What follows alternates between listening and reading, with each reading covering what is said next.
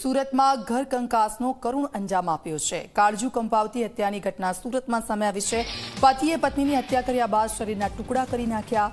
પત્નીની લાશના કટકા કરીને લાકડાના બોક્સમાં ભર્યા। લાશના ટુકડા બોક્સમાં ભરીને અંદર સિમેન્ટ ભરી દીધો।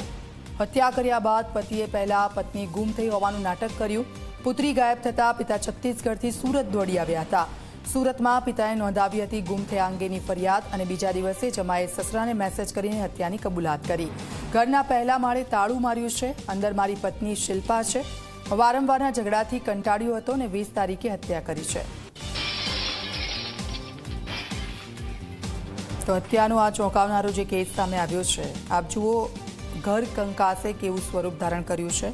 પતિએ પત્નીને મારી હત્યા કરી અને ત્યાર પછી એના કટકા કરી એક બોક્સમાં મૂક્યા અને એ બોક્સ પર સિમેન્ટ નાખી દીધો અને ત્યાર પછી પુત્રી તેની ગાયબ થઈ છે તેવી સુરતમાં આવીને તેણે ફરિયાદ નોંધાવી એટલે તેના પર કોઈને શક ના જાય। ત્યાર પછી તેણે પોતે જ આ ગુનો કર્યો છે તેની કબૂલાત તેણે તેના સસરાને મેસેજ કરીને આપી। ફિલ્મી સ્ટોરીને ટક્કર મારે તેવી ક્રાઇમની એક ઘટના સુરતમાં સામે આવી છે, જ્યાં એક પતિ પોતાની જે પત્ની છે તેને ઘોડાદરાથી બેસાડીને સારા દરવાજા સ્થિત જે કાગજીનું જે ચાલ છે તે ચાલના એક અવાવરું મકાનમાં લઈને આવે છે। પત્નીને શરૂઆતના સમયે રૂમમાં લઈ જાય છે અને ત્યારબાદ તેનું ગળું દબાવીને તેની ઘાતકી હત્યા કરી દે છે અને ત્યારબાદ જે લાકડાનું જે પડ છે એની ઉપર સિમેન્ટનો જે થર છે તે થર મારી દે છે અને ત્યારબાદ અહીંથી ભાગી છૂટે છે।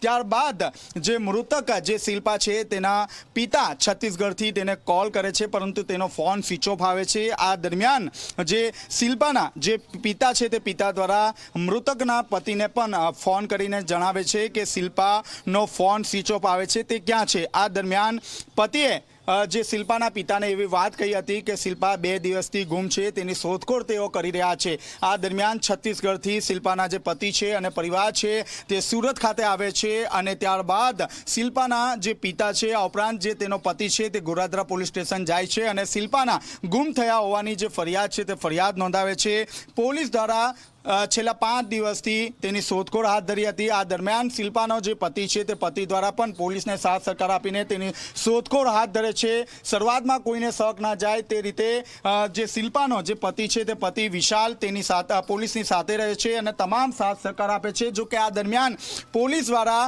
કડક પૂછપરછ હાથ ધરવામાં આવી રહી હતી અને પરિવારના તમામ જે સદસ્યો છે તે સદસ્યોની પૂછપરછ હાથ ધરવામાં આવી રહી હતી। મોબાઈલ લોકેશન મેળવવાનો પ્રયાસ કરવામાં આવ્યો હતો। આ દરમિયાન ક્યાંક તે ક્યાંક શિલ્પાના પતિને આશંકા વ્યક્ત થઈ હતી કે પોલીસ તેને ગમે તે ઘડીએ તેને પકડી લેશે। આ દરમિયાન શિલ્પાના પતિ વિશાલે એક જે નોટ છે તે નોટ લખી હતી અને દીકરાને આપીને ચાલ્યો ગયો હતો। આ નોટમાં એ વાતનો ઉલ્લેખ હતો કે શિલ્પાને તેના કાગજીની ચાલમાં એ અવાવરું મકાનના પહેલા માળે તેના મૃતદેહને મૂક્યો છે, તેને જ તેની હત્યા કરી હોવાની ચોંકાવનારી વિગત જે છે તે અંદર લખી હતી। આ વાત જોઈ ખુદ પોલીસ પણ ચોંકી ઉઠી હતી। ત્યારબાદ ઉપરી અધિકારીનો કાફલો ઘટના સ્થળે આવે છે અને ખાસ કરીને આપ જોઈ શકો છો અહીં આ જે દરવાજો છે તે દરવાજાની બહાર આ તાળું હતું। પોલીસ દ્વારા જે તાળું છે તે તાળું તોડી નાખવામાં આવ્યું હતું અને ત્યારબાદ જ્યારે પોલીસ અંદર ગઈ ત્યારે જે શિલ્પાનો જે મૃતદેહ છે તે સિમેન્ટના થર નીચે દબાયેલો હતો। પોલીસે શિલ્પાનો જે મૃતદેહ છે તે મૃતદેહને પેનલ પીએમ માટે મોકલી આપવામાં આવ્યો હતો। ત્યારે બીજી તરફ પોલીસે જે આરોપી વિશાલની શોધખોળ હાથ ધરી હતી અને ગણતરીના કલાકમાં જ વિશાલને ગ્રામ્ય વિસ્તારમાંથી ઝડપી પાડ્યો હતો।